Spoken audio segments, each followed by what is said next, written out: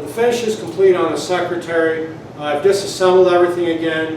What I want to start on this morning is actually installing the tambours in the upper hutch itself. Well, here's one of the tambours, and this is the one that goes on the left side. I've already trimmed off the back of it, and this is the front piece. Now this is the actual pole that's going to go on the front here. What I plan to do is I'm going to stretch that over here. After the tambour has to go in here first. I actually have to install these through the back. And then I'm going to take this cleat and then screw it in from the inside to hold that down. I want to be able to make sure that I can take this apart if I need to at a later date. So what I've done here is I've taken that little strip, temporarily held it in place with some masking tape, and this doesn't need to be perfect, but I just need to put 3 countersunk holes right here, and I'll mark which one is the left side, which one is the right side, so I can make sure I put them back together in the same order later.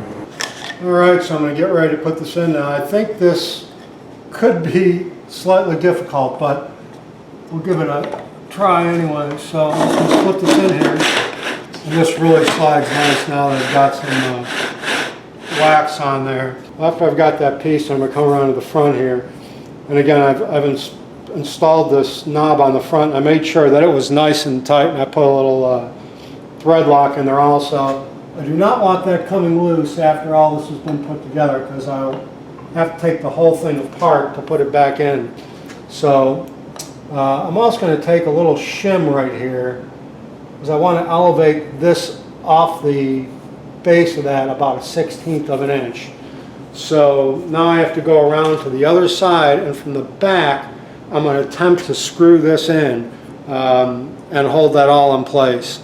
Alright, there's the first one, and this took me about 15 minutes. It was about as difficult as I thought it was going to be, but once now it's in, this slides real nice. It's got a real nice action to it, and there's a nice positive stop on both the opening and closing of it. So I'm going to go ahead and do the other one now.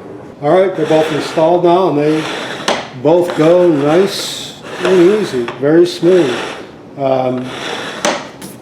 Now I need to put on the false back or the interior back of the piece. Well, here's the interior back, and I know some of you have been wondering how I'm going to deal with the expansion and contraction since I've got the grain going vertically right here. It's real simple. I just put some slots in both sides of this piece, and I'm just going to position it here. I'm going to put some holes about in the center of those, and then I've got some pan head screws that I will use to hold those in. And I'm getting ready to install the back now, and I've just got it in place here. I'm just going to put one screw at the bottom and top of each piece.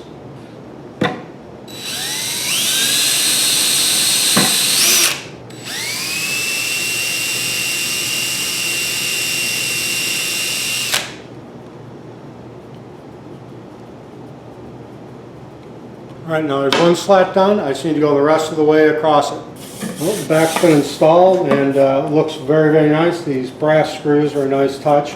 We'll have decided to attach the top to the base and then the hutch to everything else. So I'm going to attach the top using these things. They're figure eights, and they're pretty easy. I've already marked out where I need to drill this. I'm just going to take a Forstner bit. I'm going to drill down so this is recessed, plus the head of the screw so it's below the surface. So this is just going to go like there. I need to drill a pilot hole in there for a screw to go down into. There's going to be 5 in the top. There's going to be 3 along the front, then 1 in back in each corner. This will tie the front end to the front of the cabinet, or the front of the desk, and allow it to move towards the back as the top expands and contracts.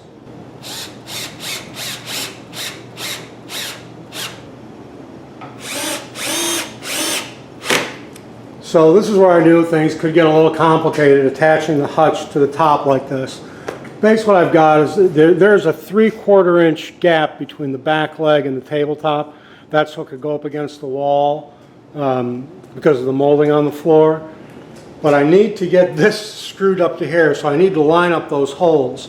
And I figured it'd be easier to do it with this all laying flat like it was before when I referenced it. Now I've got just the points of those screws coming out the top, and I need to work this over until I'm sure that those are in those holes again. And once that happens, I'll just be able to screw it in tight from the other side. Well, I managed to get pretty lucky, and I got the first two screws in pretty darn easy. So I'll just put the other in, and this will be attached. Well, I managed to get it off my assembly table, and that was a little interesting to do by myself. I probably shouldn't have tried it, but I did, and it's very solid, so I'm pretty happy about that. I didn't tweak anything, so everything still works real nice. The last thing I need to do on this is I need to put the hardware on the drawers for the inside of the hutch, and also the poles that go on the lower drawers.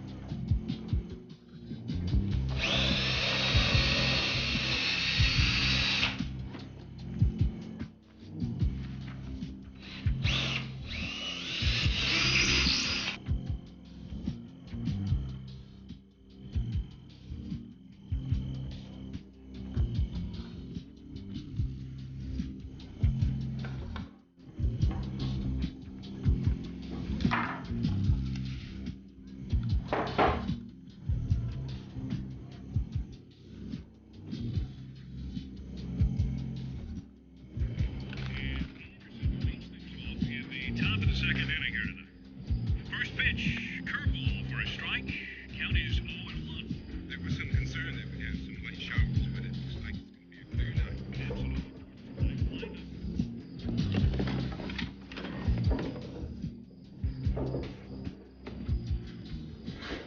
I just wanted to give you one shot of that, all waxed, ready to go, and that grain pattern is just beautiful on those drawers.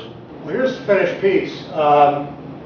Finally, after almost, I think about 180 hours worth of work, it's definitely paid off though. The piece is absolutely beautiful.